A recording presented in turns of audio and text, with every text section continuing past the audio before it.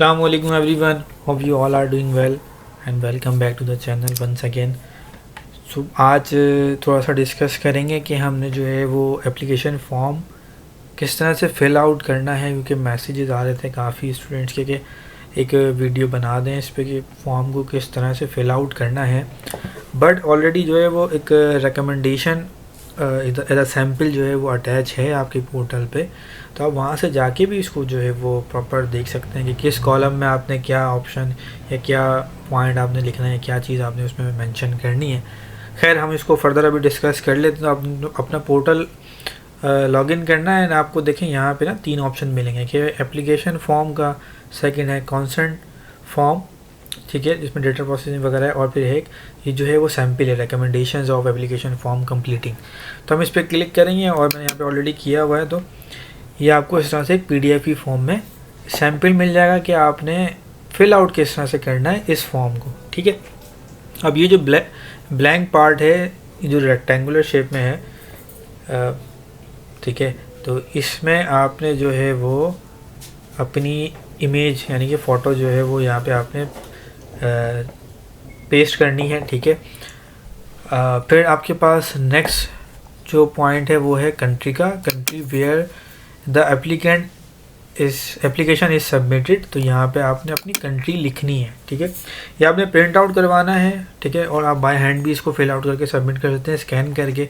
अगर आप डिजिटली लिखना चाह रहे हैं डिजिटली भी लिख सकते हैं, ठीक है, बट इसका फॉर्मेट ख़राब नहीं होना चाहिए, ये चीज़ वहाँ मेंशन है, ठीक है। तो बड़े ध्यान से अगर आप डिजिटली या थ्रू कंप्यूटर या लैपटॉप आप फिल आउट कर रहे हैं तो इसका अपने ख्याल करना है। बेहतर ये रहेगा आप प्रिंट निकालें और बाय हैंड लिख दें और फिर जो है वो स्कैन करके अपलोड कर दें, जैसे आपको फिजिबल रहे, ठीक है। फिर सेकंड जो है वो है रजिस्ट्रेशन नंबर, जिसका यहाँ पे ऑलरेडी मेंशन है कि ये आपने ब्लैंक छोड़ना है, ठीक है, लीव ब्लैंक।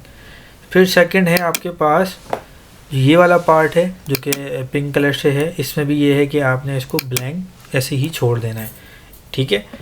फिर हम आ जाते हैं नेक्स्ट पार्ट में जो कि है कंट्री, ठीक है, जो कि पिंक से हाईलाइट हुआ है। यहाँ पे आपने जो है वो कंट्री मेंशन करनी है, ठीक है, और यहाँ पे आपने सिटी मेंशन करनी है। और इस पर भी ऑलरेडी एक कमेंट लिखा हुआ है कि फिल्ड बाय विनर या runner up of the open doors if entry visa to Russia is required, ठीक है। Specify the nearest city where the Russian consulate is located, ठीक है। तो ये आपने मेंशन करके हम पाकिस्तान से अगर रशिया जा रहे हैं तो हमें वीज़ा की रिक्वायरमेंट है, ठीक है। और फिर जो है वो रशियन कॉन्सुलेट किस सिटी में लोकेटेड है पाकिस्तान की, तो वो यहाँ मेंशन करनी है, ठीक है, क्योंकि हमारा यहाँ कराची में है तो कराची यहाँ मेंशन कर देंगे, ठीक है। फिर हमारे पास जो है वो यहाँ पे देखेंगे ऑप्शन है वीज़ा इज़ नॉट रिक्वायर्ड, तो ऐसा नहीं है, वीज़ा रिक्वायर्ड है, तो इसको आपने ऐसे ही छोड़ देना है, ठीक है। फिर हम आ जाते हैं ये सारी डिटेल ना वीज़ा की हैं, तो ये अभी ये वाला ना आपने फिल आउट नहीं करना है, ऐसे ही ब्लैंक छोड़ना है, ठीक है। ये जो पिंक हाईलाइट है ना ये वाले फिल आउट करने हैं आपने, ठीक है। फिर आ जाते हैं यहाँ पे है वीज़ा नंबर, और तो वीज़ा तो अभी भी हमें मिला नहीं है ना, ठीक है, तो अभी हम इसको इसी तरह ब्लैंक छोड़ेंगे। देखें यहाँ पे लिखा हुआ है फिल्ड बाय द विनर और runner up of the open doors if the country of resident differ from the country of citizenship. अगर डुअल नेशनलिटी है तो ये उनके लिए है, ठीक है। तो अभी हम इसको ब्लैंक ही छोड़ेंगे क्योंकि हमारे पास वीज़ा अभी नहीं है, वीज़ा की तो हम अप्लाई करेंगे, ठीक है, वीज़ा नंबर वगैरह की। सेकेंड ये है, फिर आपके पास पॉइंट 1 है जिसमें जो है वो आपके पास लिखा हुआ है फिल्ड बाय रनर अप और winner of the open doors if the country of resident different. अच्छा ये तो प्रीवियस वाला है, इसका पार्ट ये रहा। Fill in using Latin letters as in the foreign passport that you will use for entry to Russia या visa application submission. तो यहाँ पे आपने जो है वो लिखना है फैमिली नेम अपना, ठीक है, लैटिन लेटर्स में लिखना है अकॉर्डिंग टू द पासपोर्ट, जैसा पासपोर्ट में आपके लिखा हुआ है, ठीक है। तो यहाँ पे जो है वो नाम आ जाएगा, फैमिली नेम आ जाएगा और यहाँ पे आपका पूरा नाम आ जाएगा, ठीक है। इसी तरह यहाँ पे है, ठीक है। तो इसमें क्या है, इसमें भी देख लेते हैं। इसमें लिखा हुआ है fill in as stated in your passport, जैसा पासपोर्ट में आपके लिखा होगा वैसे ही इन्फॉर्मेशन यहाँ पे जो है वो आपने फिल आउट करनी है इन बॉक्सेस में, ठीक है, जो ऑलरेडी यहाँ पे गिवन है। फिर आ जाते हैं date of birth 7 date of birth, जो आपकी डेट ऑफ बर्थ है एज पर योर पासपोर्ट, वो यहाँ आपने लिखनी है। अपना जेंडर यहाँ पे आपने मेंशन करना है, ठीक है। फिर 9 पॉइंट में है, 9 पॉइंट आपका लिखा हुआ है if you have many citizenship specify all. If अगर आपके पास कोई डुअल नेशनलिटी है तो यहाँ पे आपने मेंशन करनी है, अगर नहीं है तो आपने इसको इसी तरह ब्लैंक छोड़ देना है, ठीक है। यहाँ पे एक कमेंट भी लिखा हुआ है, इसको भी आप पढ़ते रहेंगे तो आपको आइडिया मिलता रहेगा। Indicate all countries of your citizenship, in case you are a citizen of more than one country you should include the copies of all the countries where you hold citizenship with the notarized translations of all the passport। तो अगर आपके पास dual nationality है किसी और country की भी, तो आपने उसका पासपोर्ट भी जो है वो यहाँ पे मतलब नोटराइज और स्कैन करा के अपलोड करना है, ठीक है, पोर्टल पे। फिर आ जाते हैं हम सेकंड पेज पे, ठीक है, जिसमें जो है वो आपका रेजिडेंट एड्रेस आ जाएगा, ठीक है। यहाँ पे अपनी डिटेल आपने पुट करनी है 11.1 में, ठीक है, जहाँ पे लिखा हुआ भी कि स्पेसिफाई करंट रेजिडेंशियल एड्रेस, ठीक है। तो यहाँ पे आपने पूरा जो है वो एड्रेस मेंशन करना है 11.5 में, ठीक है। फिर यहाँ पे आपने ईमेल मेंशन करनी है, फ़ोन नंबर मेंशन करना है, ठीक है। फिर आ जाएगा आपके पास 14 पॉइंट, जिसमें आपने कॉन्टैक्ट ऑफ पेरेंट्स और legal representative who is not a parent, ठीक है। तो अब यहाँ पे जो है वो आपने डिटेल पुट करनी है 14.1 में और 14.2 में। यहाँ पे अपने अपने किसी भी फैमिली मेम्बर का, फादर का आप यहाँ पे मेंशन कर सकते हैं, उनका फैमिली नेम आ जाएगा, उनका नेम आ जाएगा, फिर फादर नेम आ जाएगा पूरा, अगर कोई और नेम भी है, ठीक है। सेकंड ये कि सिटीजनशिप आ जाएगी और फिर उनका डेट ऑफ बर्थ आ जाएगी, ठीक है। ईमेल है तो ईमेल आ जाएगी, और फ़ोन नंबर है तो फ़ोन नंबर यहाँ पे आ जाएगा, ठीक है। जैसे कि यहाँ पे आपको लिखा हुआ भी दिख जाएगा, जो कि ये रहा कि please include the contact information of one of the parent of communication in case of emergency, ठीक है। तो यहाँ पे आपने इन्फॉर्मेशन पुट करनी है। आप चाहें तो अपने पेरेंट्स की, वैसे फादर की डिटेल्स यहाँ पे पुट कर सकते हैं। सेकंड कॉलम में आप चाहें तो किसी और रिलेटिव की, या कोई अगर आपका भाई है तो आप उसकी डिटेल यहाँ पे पुट कर सकते हैं, ताकि इमरजेंसी की सूरत में आप इनसे कांटेक्ट किया जा सके, ठीक है। फिर हम आते हैं 15, यहाँ पे पासपोर्ट नंबर आ जाएगा आपका, फिर डेट ऑफ इशू यहाँ पे आ जाएगा, और फिर ये कि वो एक्सपायर कब हो रहा है तो वो यहाँ पे आपने मेंशन कर देना है। फिर 18 पॉइंट पे आते हैं, तो 18 पॉइंट में है लेवल ऑफ एजुकेशन, तो वो यहाँ आपने मेंशन करनी है कि आपकी लेवल ऑफ एजुकेशन क्या है, जो कि यहाँ पे लिखा हुआ भी है स्पेसिफाई यूर करंट, यानी कि ऑब्टेन लेवल ऑफ एजुकेशन, जो करंट लेवल है। अगर आप मास्टर्स के लिए जा रहे हैं तो आपने बैचलर पे टिक करना है, अगर आप पीएचडी के लिए जा रहे हैं तो आपने मास्टर पे टिक करना है, तो आपने अपने ऑप्शन के अकॉर्डिंग जो है वो टिक मार्क करना है। अगर आप बैचलर के लिए जा रहे हैं तो आपने 12 और या सेकेंडरी एजुकेशन पे टिक करना है, ठीक है। फिर 19 है, जो कि है name of the graduate institute, तो आप यहाँ पे इंस्टीट्यूट का नाम आ जाएगा। 20 पॉइंट में है लोकेशन ऑफ ग्रेजुएट एजुकेशन, कहाँ वो लोकेट करता था, कंट्री, सिटी और पूरा कंप्लीट एड्रेस आ जाएगा। एंड देन किस ईयर में आपने वो पास आउट किया वो यहाँ पे आपने लिख देना है, ठीक है। पेज नंबर 3 पे आते हैं, इसमें level of education that you want to get in Russia, तो आप किस स्टडी के लिए रशिया आ रहे हैं वही आपने मेंशन करनी है, इस पर टिक मार्क करना है, ठीक है। और मोड ऑफ स्टडी यहाँ पे आपने बताना है, ठीक है। फिर फुल टाइम है या पार्ट टाइम है वो यहाँ मेंशन करना है, ठीक है। उसकी डिटेल सारी यहाँ पे जो है वो बताई हुई है इन्होंने, ठीक है। फिर आ जाते हैं 14.1 में, जिसमें जो है वो required for admission to all program, ठीक है। अब इसमें जो है वो मेंशन है 14.2, जिसमें है रिक्वायर्ड फॉर ऑल द, यहाँ पे डिटेल आ जाएगी उसकी।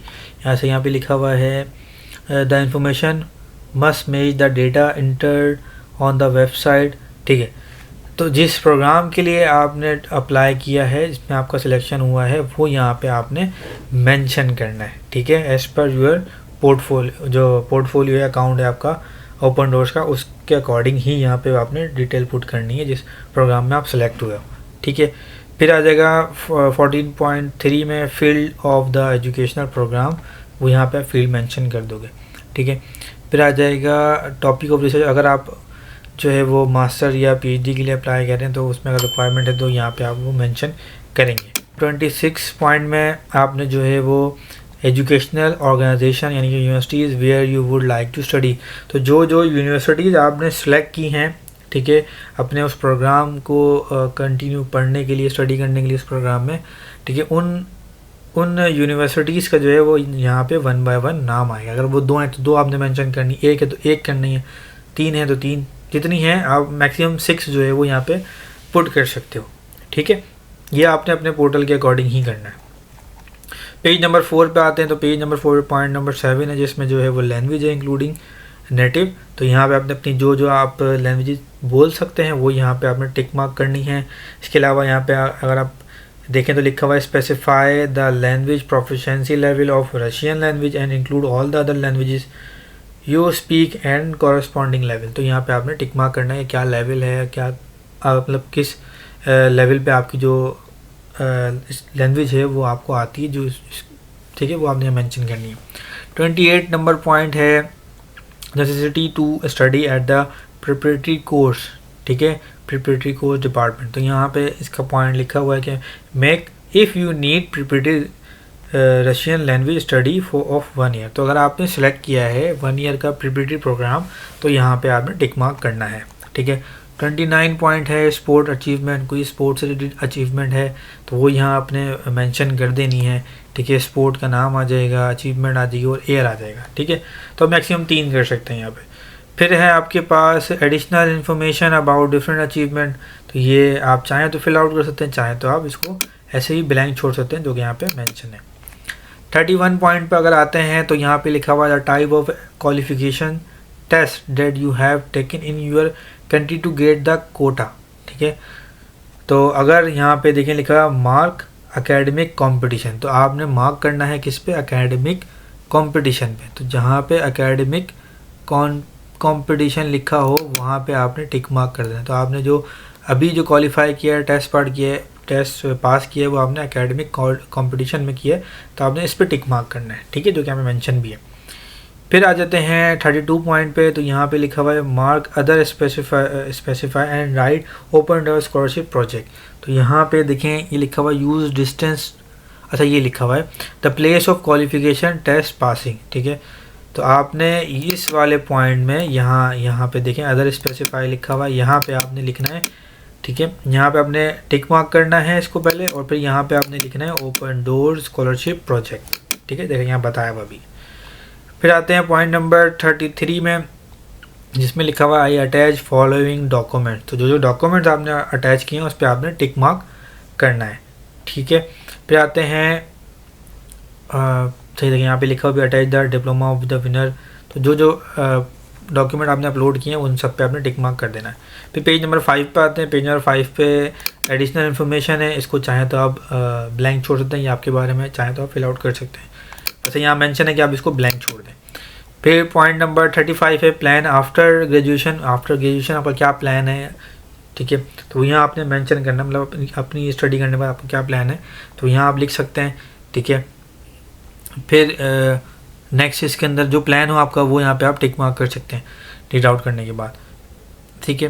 फिर आपके पास यहाँ पे एक ऑप्शन है the form should be printed out and signed by hand, electronic signature are not allow. तो इलेक्ट्रॉनिक सिग्नेचर अलाउ नहीं होगा, बाय हैंड ही आपने सिग्नेचर करना। तो आप प्रिंट निकालें, फिल आउट करें and then by hand signature करके इसको स्कैन करके अगेन अपलोड कर दें, ठीक है। तो आपने यहाँ पे फिर फाइनल जो है वो डेट जो होगी, जिस डेट पे आप सबमिट कर रहे हैं वो आपने यहाँ पे लिख देनी है, डेट मंथ और ईयर, और यहाँ पे आपने जो है वो अपना साइन करना। जो पहला सिग्नेचर वाला बॉक्स है सेकंड लास्ट, उस पे ही आपने साइन करना है, ठीक है, बाकी में आपने कुछ नहीं करना। यहाँ पे साइन होगा आपका, यहाँ पे डेट आ जाएगी, ठीक है। और बाकी जो पॉइंट नंबर 36 है वो है information about the representative who verify the completeness and reliability of this application form, ठीक है। तो ये वाला पार्ट आपने ब्लैंक छोड़ देना है। यहाँ लिखा हुआ भी है specify the actual application date, तो ऊपर है, ठीक है। ये वाला जो पार्ट है पॉइंट नंबर 36 है, ये आपने ब्लैंक छोड़ देना है। तो यहाँ पे लिखा हुआ भी है लीव ब्लैंक, तो आपने इसको ऐसे ही छोड़ देना, इसमें कुछ नहीं करना। ये जो वेरीफाई होगा वो खुद फिल आउट करेंगे, आपने जस्ट पहले वाले सिग्नेचर पे ही साइन करना है एंड डेट लिखनी। तो इजी प्रोसेस है, आपने जो है ईजिली इसको जो है वो फिल आउट करना है फॉर्म को। प्रोसेस पूरा मेंशन है, ऑलरेडी बताया उन्होंने कैसे इसको फिल आउट करना है। अब आते हैं कॉन्सेंट फॉर्म पे। तो कॉन्सेंट फॉर्म को किस तरह से फिल आउट करें, सबसे पहले इसको डाउनलोड करते हैं और ओपन करके इसको भी देख लेते हैं। ठीक है, कॉन्सेंट फॉर्म इस तरह से आपके पास ओपन हो जाएगा। आपने जो है पहले इसको फिल आउट करना है। यहाँ पे आपका नाम आ जाएगा, ठीक है, आपका नाम आ जाएगा, लास्ट नेम, फर्स्ट नेम, ठीक है, इस तरह से जो है वो आपका यहाँ पे पूरा नाम आ जाएगा। जिस तरह से आपका पोर्टल पे नाम आ रहा है ना, पहले लास्ट नेम आ रहा है एंड देन फिर फर्स्ट नेम आ रहा है। आपकी जो है वो पासपोर्ट का नंबर आ जाएगा यहाँ पे, ठीक है। यहाँ पे अपने पासपोर्ट का नंबर लिखना है, date and place of issue, तो डेट वगैरह भी यहाँ पे आ जाएगी, ठीक है, पासपोर्ट से रिलेटेड, ठीक है।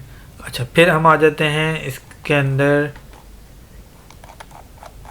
लास्ट में। तो आपने जस्ट यहाँ पे अपनी डेट लिखनी है, ठीक है, जिस डेट पे आप ये सबमिट कर रहे हैं, और अपना यहाँ पे आपने साइन करना है जो कि बाय हैंड होगा।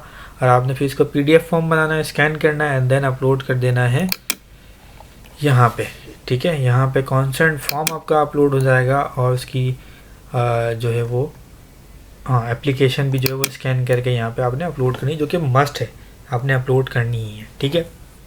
तो ये सिंपल सा प्रोसेस है फॉर्म वगैरह फिल करने का।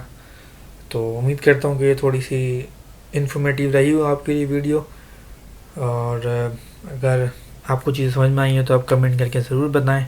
और आपका किस यूनिवर्सिटी में एडमिशन हो रहा है, कौन सी यूनिवर्सिटी आपने सेलेक्ट करी है, ये भी कमेंट करके ज़रूर बताएं। मिलते हैं नेक्स्ट वीडियो में, तब तक के लिए अल्लाह हाफिज़।